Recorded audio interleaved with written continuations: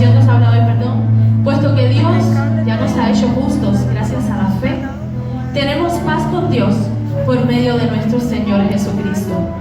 Pues por Cristo hemos podido acercarnos a Dios por medio de la fe, para gozar de su favor, y estamos firmes y nos gloriamos con la esperanza de tener parte en la gloria de Dios.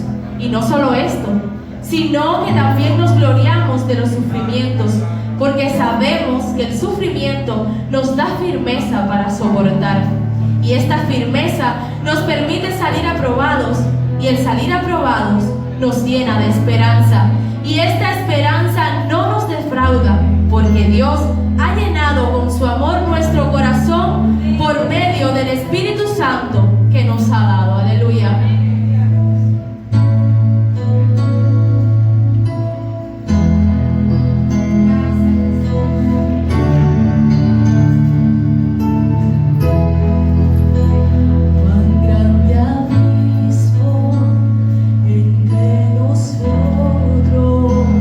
Cuán alto monte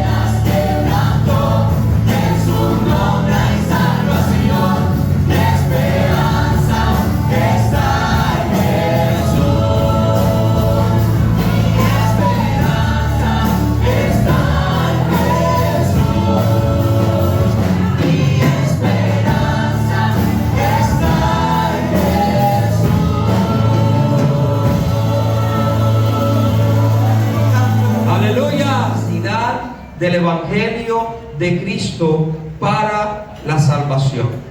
Y lo primero que yo creo que todos debemos tener claro para poder avanzar dentro del tema que queremos tratar es responder la pregunta: ¿qué es el Evangelio? Por eso yo comenzaba preguntándoles si ustedes conocían el Evangelio. ¿Qué cosa era el Evangelio? Cuando nosotros decimos que somos evangélicos, ¿verdad que sí? Somos evangélicos. Significa que conocemos y predicamos el Evangelio. Pero ¿qué cosa es el Evangelio? ¿Cuál es el contenido del Evangelio? Lamentablemente hay muchas personas con evangelios equivocados. Yo espero durante este tiempo poderles mostrar ambas cosas, es decir, poderles mostrar dónde se equivocan las personas con el Evangelio y cuál es el verdadero Evangelio que nosotros conocemos y predicamos. Ahora, hay tres elementos fundamentales. Si usted se aprende estos tres elementos, pues responde la pregunta de forma perfecta. Hay tres puntos principales y en cada uno de esos puntos hay una palabra a resaltar. Y es lo que es el mensaje que yo quiero que te lleves en este día. En primer lugar, el Evangelio es un mensaje acerca de Dios. Segundo, el Evangelio es un mensaje acerca del pecado. Y tercero, el Evangelio es un mensaje acerca de la gracia. Estas tres palabras, Dios, pecado y gracia, son el centro del Evangelio. Si usted conoce el significado de cada una de estos puntos, usted de verdad puede decir que conoce el Evangelio de Jesucristo. Vamos a comenzar por el primero de ellos. El Evangelio es un mensaje acerca de Dios. Y mira, parece muy evidente, ¿verdad que sí? ¿Verdad que parece evidente que el Evangelio tiene que hablar de Dios? ¿No es así? Claro que sí. Parece hasta un poco tonto, ¿no? Que yo les digo a ustedes que es un punto principal que el Evangelio es un mensaje acerca de Dios. Pero mira, lamentablemente, aunque eso puede sonar muy obvio, la realidad es que en ese punto es donde el evangelismo moderno más se equivoca. Escuche esto bien, es en ese punto donde el evangelismo moderno más se equivoca. ¿Por qué? Porque el evangelismo moderno quita a Dios del centro y coloca en el centro del evangelio al hombre y sus necesidades.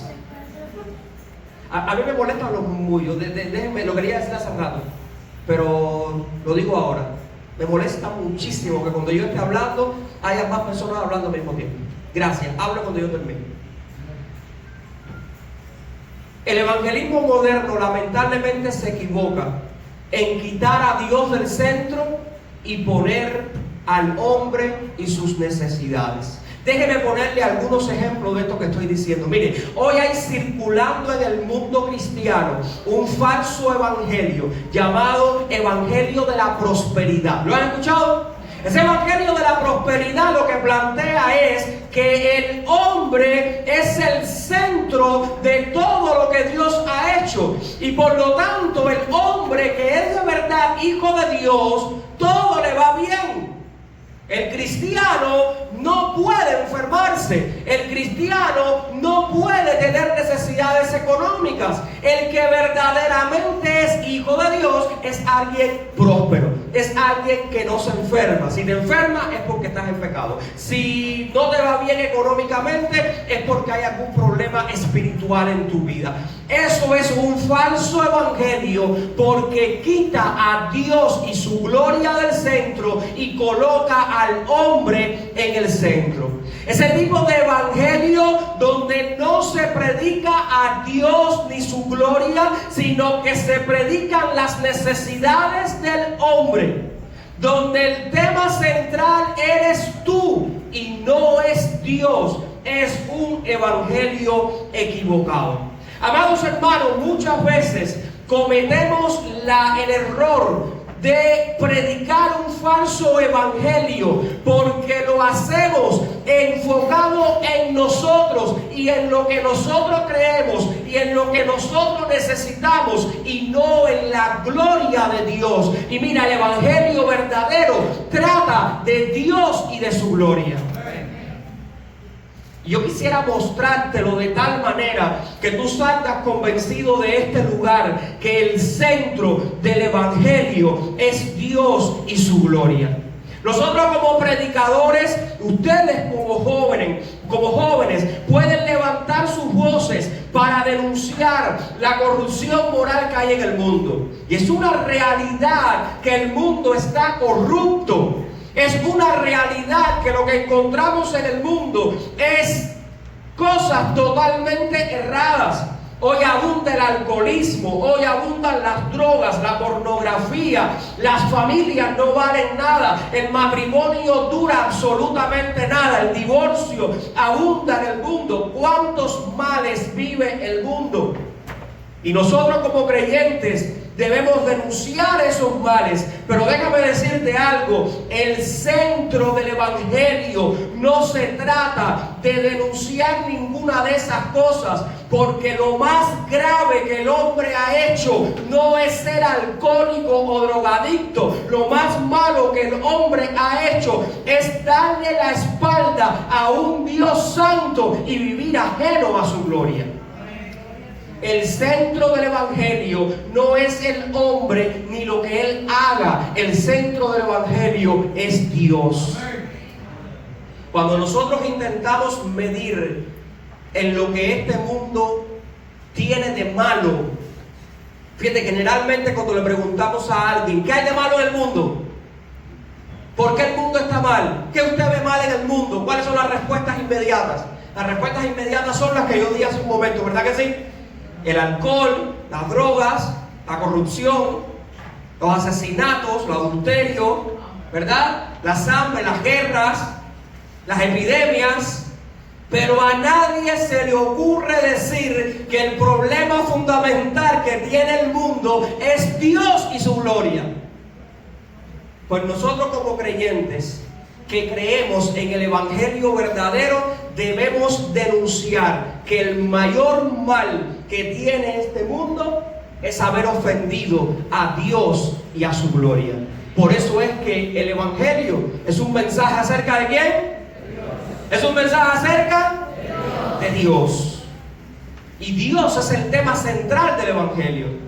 Y cuando nosotros hablamos del verdadero evangelio, no podemos dejar de mencionar a Dios y a su gloria, porque ese es el centro.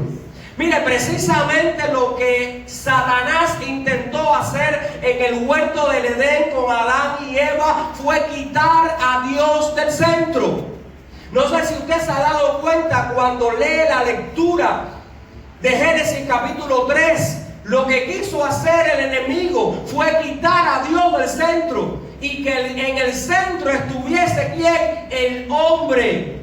Porque Dios le había dicho a Adán: si comes del árbol, ¿vas a qué? ¿Cuál era la causa de comer del árbol de la ciencia del bien y del mal?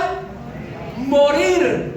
¿Cuál fue el argumento del enemigo ante esa frase? Le dijo: no van a morir, sino que van a ser como Dios.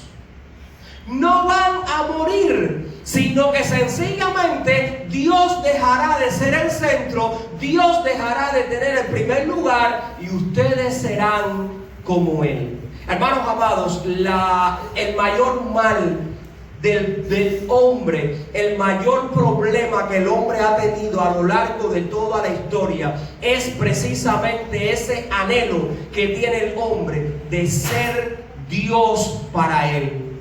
El hombre quiere ser Dios. El hombre no quiere adorar a Dios.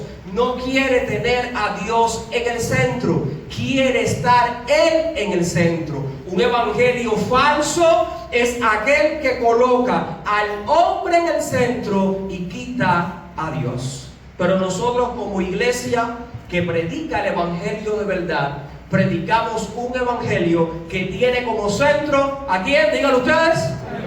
Que tiene como centro a Dios. En segundo lugar, el evangelio es un mensaje acerca del pecado. Y a la gente no le gusta hablar de pecado. Hay muchos predicadores y pastores que han eliminado de sus predicaciones la palabra pecado, porque la palabra pecado es ofensiva. Cuando usted le dice a alguien que es pecador, puede ofenderlo. Entonces ese tipo de predicadores y de líderes juveniles y de ministros supuestamente de Jesucristo, que lo que anhelan no es la gloria de Dios ni el verdadero evangelio, sino que lo que quieren es tener las iglesias llenas de gente, no quieren predicar del pecado, no quieren mencionar el pecado, no les interesa. Les interesa mejor hablar del amor de Dios, porque de tal manera amó Dios al mundo. Qué bonito, ¿verdad? Les interesa hablar de la bondad de Dios, de la misericordia de Dios, de los atributos bonitos, supuestamente bonitos, pero no les interesa hablar del pecado. Pero déjame decirte algo, la Biblia comienza el evangelio hablando de pecado. Porque no podemos presentar el verdadero evangelio si no hablamos primero del pecado. Mira, déjame demostrarte cuál fue el ministerio de Cristo al venir al mundo.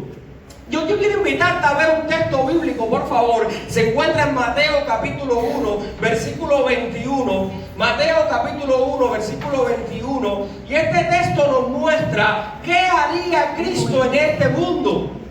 ¿A qué vino Cristo? Y yo quiero que lo leas conmigo.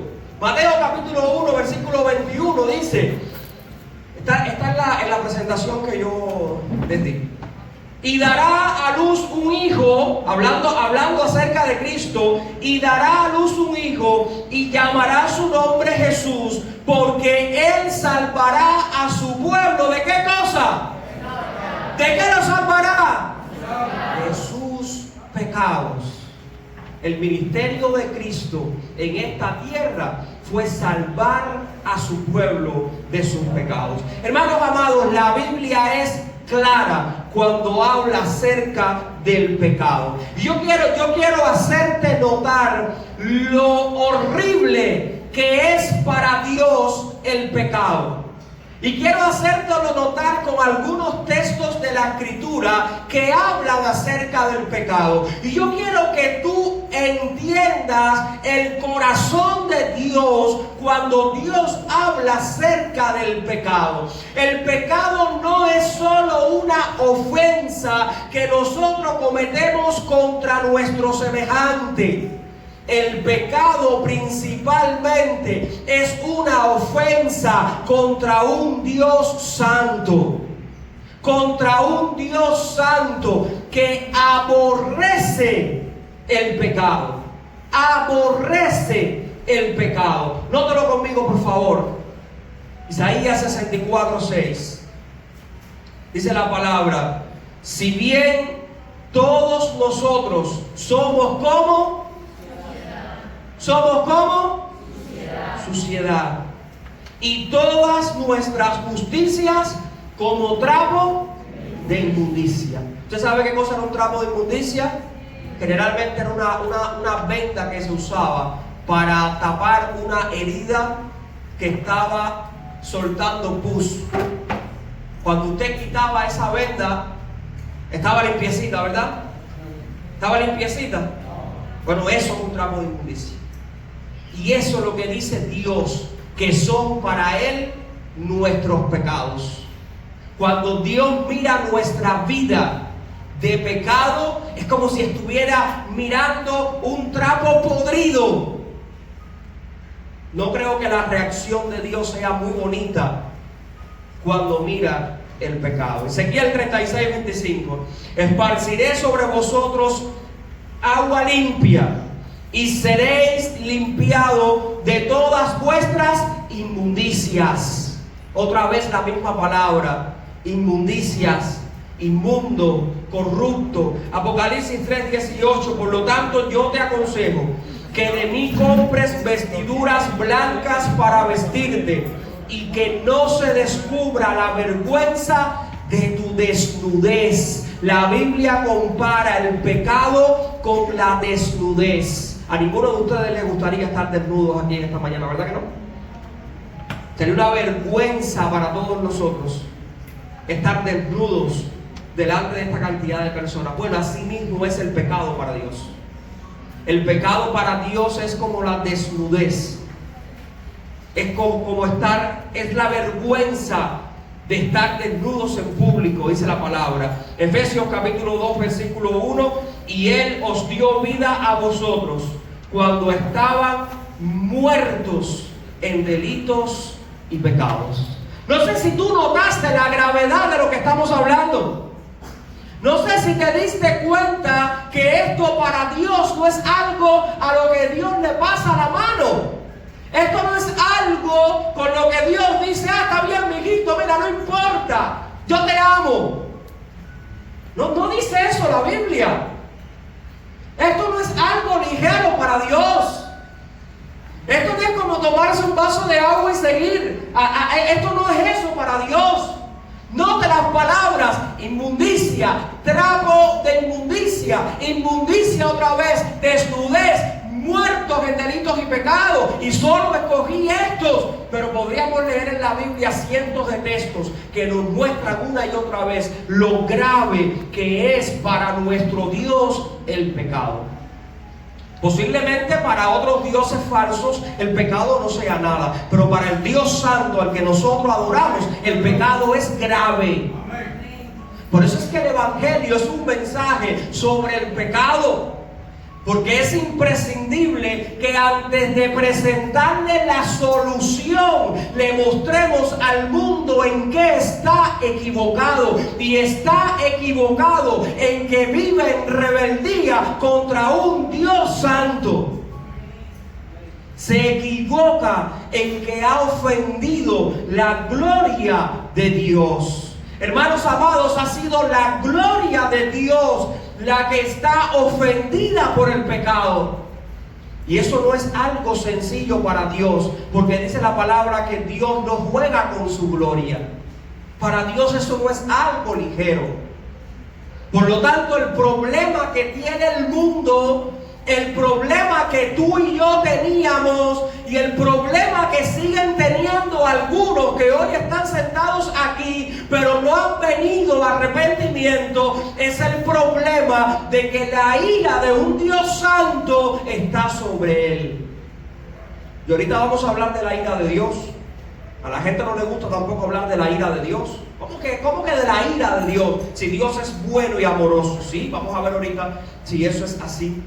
Amados hermanos, el pecado se ve aún más grave cuando contemplamos el precio que hubo que pagar para solucionar el problema del pecado del mundo. La palabra nos dice en Isaías 59:2, hablando acerca de las consecuencias del pecado: pero vuestras iniquidades han hecho división entre vosotros y vuestro Dios, y vuestros pecados han ocultado de vosotros su rostro. Amados hermanos, lo que el pecado ha hecho en este mundo es dividir al hombre y Dios. Es crear un abismo profundo que separa al hombre y a Dios. Es como si todos nosotros estuviésemos de un lado, luego hay un abismo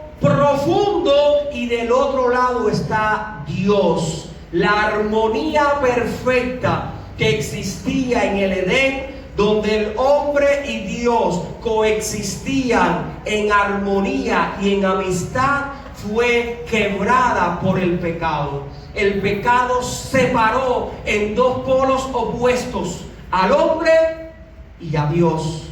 No hay forma, joven, no hay forma de atravesar el hueco que ha dejado el pecado en el mundo.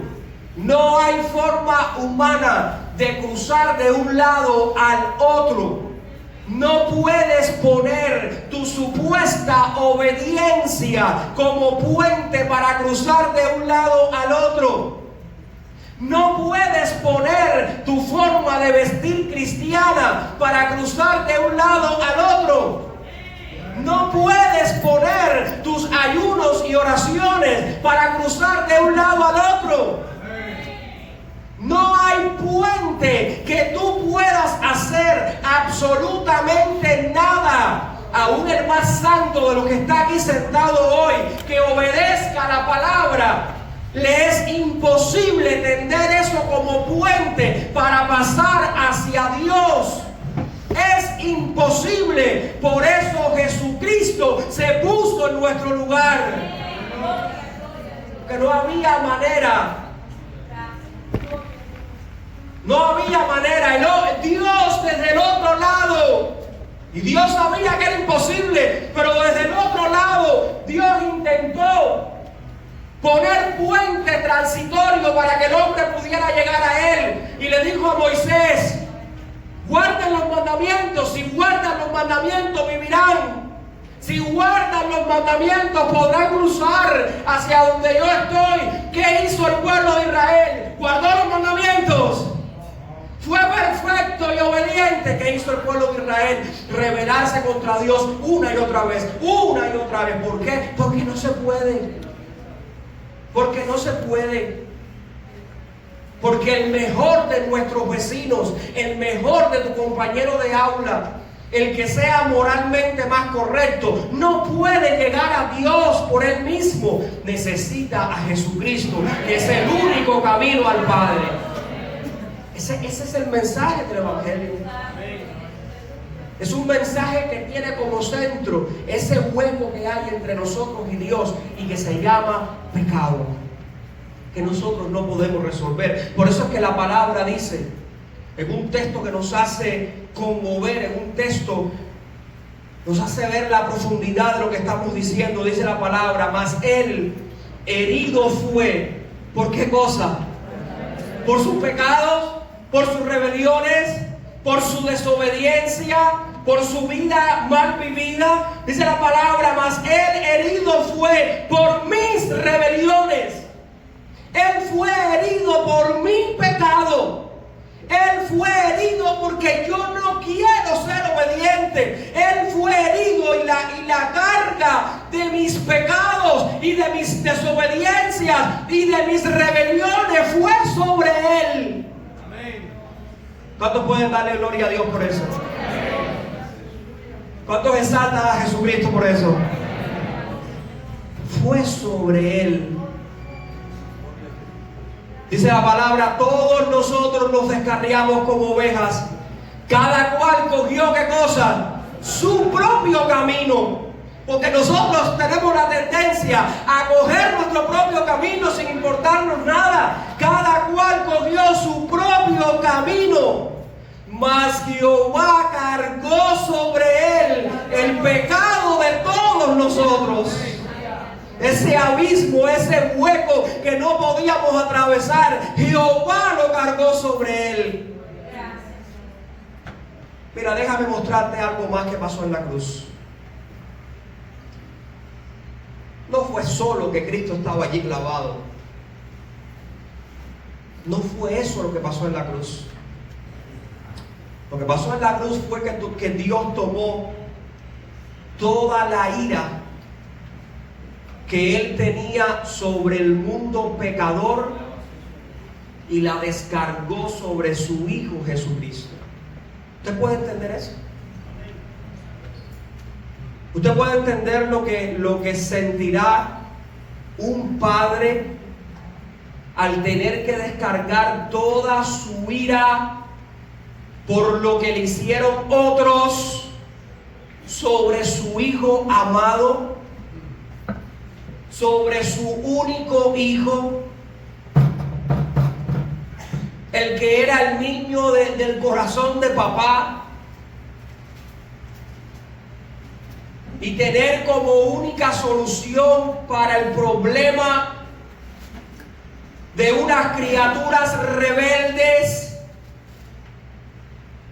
Porque si estuviésemos hablando de gente que intenta seguir a Dios pero no puede, estamos hablando de otra cosa, pero no estamos hablando de eso. Estamos hablando de gente que no quiere seguir a Dios, que no le interesa, que no le importa Dios, que se burla de Dios, que blasfema contra Dios, que han llegado a decir que Dios no existe y si existe no hace falta.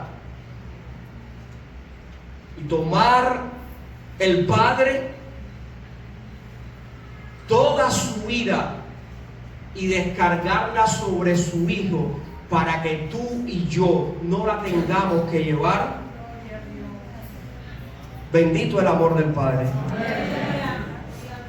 El Evangelio, amados jóvenes, es un mensaje acerca de eso. Es un mensaje acerca de ese pecado. Dice el apóstol Pablo en el texto que leíamos al inicio. Dice Pablo: yo no me avergüenzo del Evangelio. ¿Sabe qué significa esa frase? Para mí el Evangelio es un placer. Para mí el Evangelio es lo más lindo del mundo. Para mí el Evangelio es lo más precioso. Es esa piedra preciosa que una gente encontró en el campo, y cuando la encontró era de tal valor para él que todos los bienes que tenía no la podían comprar, y no le importaba nada de lo que tenía. Fue y lo vendió todo para comprar ese pedacito de campo, porque la piedra tenía un valor incalculable. Dice Pablo: el Evangelio es eso que tiene un valor incalculable. Y no me puedo avergonzar del Evangelio. ¿Saben quién está diciendo esto? Esto no lo está diciendo Tonito, que vive tranquilo en su casa en un cuarto con aire acondicionado, trabaja en una oficinita, en una computadora. No. Esto lo está diciendo el apóstol Pablo, que había sido apedreado un montón de veces, azotado, había estado en la cárcel, había querido salir huyendo de las ciudades porque lo querían matar. Eso lo está diciendo el apóstol Pablo, que había puesto su vida en juego por el Evangelio. No lo estoy diciendo yo, que estoy tranquilito y no he tenido que hacer nada. Lo está diciendo él. Dice él: yo he puesto mi vida en juego por un Evangelio y no me avergüenzo, porque para mí es lo más grande, es lo más precioso. No me puedo avergonzar del Evangelio. ¿Sabes por qué? Porque aunque para el mundo es una locura, aunque cuando el mundo lo escucha dice: ¡bah! ¡Una locura!, dice Pablo, nosotros sabemos que es poder de Dios para salvación. Nosotros sabemos que esa palabra que suena a loco, que suena a gente con retraso mental, suena a gente con problemas, nosotros sabemos que es la gloria de Dios en este mundo para salvar. Aleluya. Yo no me avergüenzo de ese Evangelio centrado en Dios, de ese Evangelio que apunta a la gloria de Dios. ¿Sabes? Dice Pablo: no me avergüenzo porque yo sé cuál es el problema que tiene el mundo. El problema que tiene el mundo es que Dios se ha mostrado, es que Dios se ha revelado, es que nadie allá afuera tiene excusa para no haber creído en Dios. Y conscientemente le han dado la espalda a Dios. Pero no solo que le han dado la espalda a Dios, sino que se han vuelto gente corrupta, se han vuelto gente mala, han cambiado la gloria de Dios por la mentira, han cambiado la adoración al Creador por adorar la criatura, se han hecho ídolos para adorar. Dice Pablo: ese es el problema. Por eso es que no me puedo avergonzar del Evangelio, porque la ira de Dios está sobre este mundo. Hermano amado, no sé si te das cuenta del mayor problema. Es que la ira de Dios está sobre el mundo. Es que Dios está aguardando el día de derramar su ira sobre esta tierra. Es que eso no es algo bonito y sencillo. Eso no es una novela, eso no es un cuento de ciencia ficción. Es la realidad de que nosotros estamos anunciando el día de la ira de Dios. El día en que Dios va a derramar las copas de su ira sobre este mundo. ¿Sabes cuál es la única manera de ser librado de eso? El Evangelio de Jesucristo. La única manera es entender la realidad de ese pecado y venir a Jesucristo y regresar a Jesucristo. Amados hermanos, aún nosotros aún nosotros que ya estamos del otro lado, continuamos teniendo problemas con el pecado. Fíjese, bueno, la mayoría de nosotros, porque aquí adentro hay jóvenes que no son convertidos todavía, la mayoría de nosotros que ya hemos cruzado al otro lado, seguimos teniendo problemas con el pecado. Fíjese la gravedad del pecado. Seguimos teniendo problemas con el pecado. El pecado sigue siendo un enemigo en nuestra vida. Y yo no voy a abundar mucho en otro porque más adelante otro charlista va a hablar de este tema. Pero seguimos teniendo un profundo problema con ese mal llamado pecado. No podemos eliminar el pecado de nuestro idioma. No podemos eliminar el pecado de nuestra predicación. El centro del evangelio es Dios, pero es un Dios ofendido por un hombre pecador. Es un Dios cuya gloria ha sido ofendida a causa del pecado. Perdón. Hasta aquí hemos tratado 2 puntos. Mira por la primera diapositiva. Ponte en pie, por favor. A ver si los que están dormidos se despiertan. Obligados. Despierten a todos los muchachos por ahí. Levanten la cabeza a todos. Luego para la jarana, el riquirriqui, que no están dormidos. Cuando empiezo ahorita el riquirriqui y la musicadera, que me tiene loco, me tiene la cabeza así, y los regalitos y las cositas, todo el mundo está despertando, ¿verdad? Todo el mundo le encanta. Esto es lo más importante. Abra el entendimiento, abra los oídos. El evangelio, vamos a repetirlo todo. ¿Qué es el evangelio? Los 2 puntos que hemos tratado. A la cuenta de 3. 1, 2 y 3. Es un mensaje acerca de Dios. Es un mensaje acerca del pecado. Gracias. Puede sentarse. Ahora se demora un poquito más en dormirse, porque después que metieron el sueño les cuesta un poco más conciliarlo. Bueno, eso nos pasa a los viejos, los jóvenes se duermen enseguida. Pero no se preocupen que dentro de un ratico yo vuelvo de nuevo a despertarlos. Amados, en último lugar, el evangelio es un mensaje acerca de la gracia.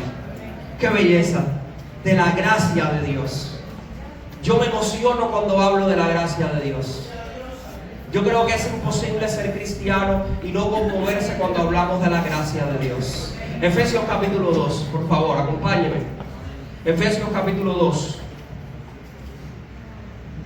Vea conmigo todos los problemas que tenía el hombre. Efesios capítulo 2.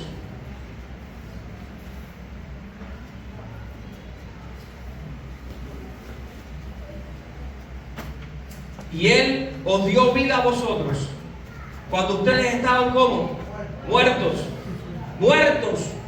en vuestros delitos y pecados, en los cuales anduvisteis en otro tiempo, siguiendo la corriente del mundo, andando conforme al príncipe de este mundo, que es ¿quién? El diablo. El diablo, que es espíritu de desobediencia y opera en ¿quiénes? En los hijos de desobediencia. Dice, en esa línea nosotros también estábamos en otro tiempo. Y cuando estábamos ahí, ¿qué hacíamos? La voluntad de la carne, la voluntad de nuestros pensamientos corruptos, y éramos por naturaleza, ¿qué cosa? Hijos de ira, como todo lo demás. Pero dice el apóstol Pablo ahora, y qué bello, dice el apóstol Pablo, pero Dios. Aleluya. Mira, y esas 2 palabras marcan una diferencia catastrófica. Pero Dios. Nosotros éramos hijos de ira, nosotros éramos hijos de desobediencia, nosotros éramos pecadores corruptos, lejos de Dios, alejados de su gloria, alejados de Él. Pero Dios, que es rico en misericordia, por su grande amor con que nos amó, aún estando nosotros muertos en nuestros pecados, nos dio vida juntamente con Cristo. Aleluya. Pero Dios se ha puesto en nuestro lugar. Pero el mismo Dios descendió del cielo cielo para hacer lo que a nosotros era imposible. Pero Dios ha venido a este mundo para Él suplir lo que nosotros no podíamos hacer. Eso, amado hermano, es la gracia de Dios. Por eso es que el Evangelio es un mensaje acerca de la gracia.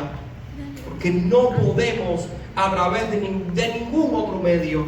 Dice también la palabra en otra porción: pero ahora, aparte de la ley, se ha manifestado la justicia de Dios.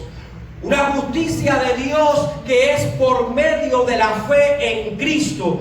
Porque no hay diferencia. No hay diferencia entre los hombres. Que yo soy un poquito mejor. ¿Quién te lo dijo?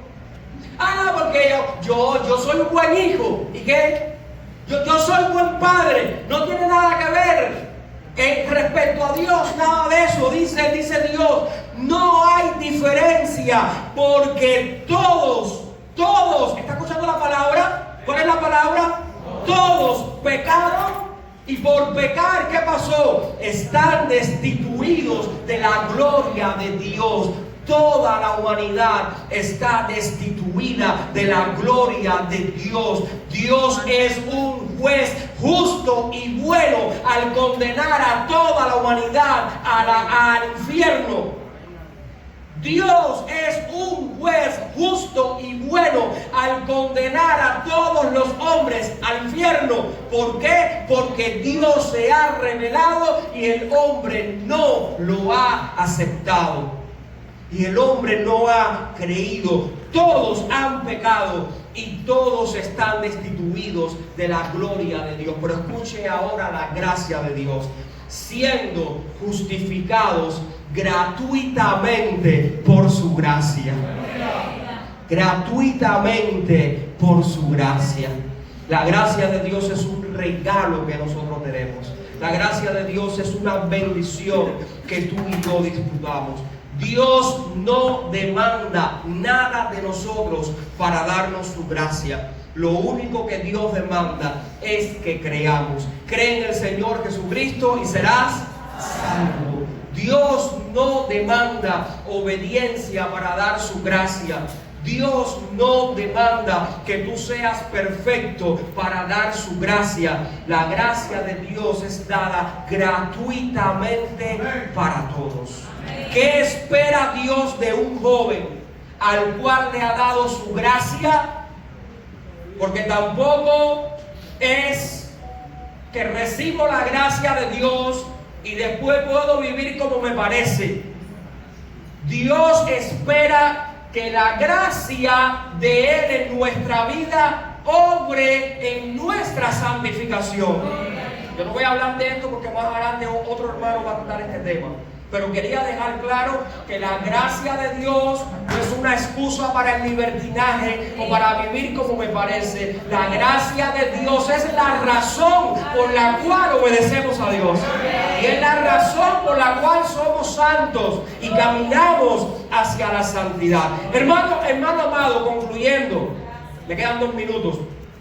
Necesitaremos algo más que el Evangelio de Cristo para salvarnos. Si ya hemos visto que el Evangelio es un mensaje sobre Dios, sobre nuestro pecado y sobre la forma en que Dios trata con ese pecado que es su gracia, necesitaremos algo más que el Evangelio.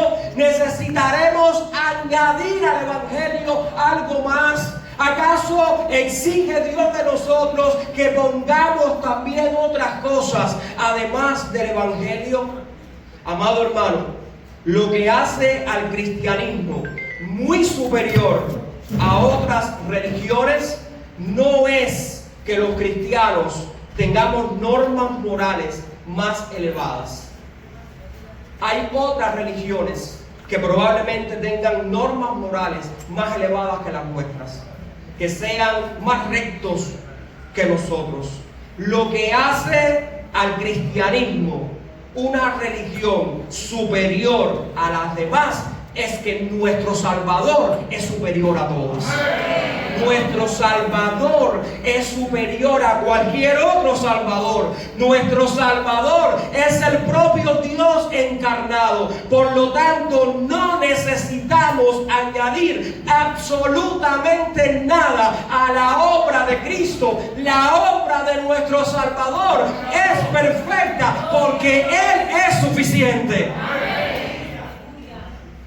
Joven, no somos cristianos por llevar camiseta cristiana.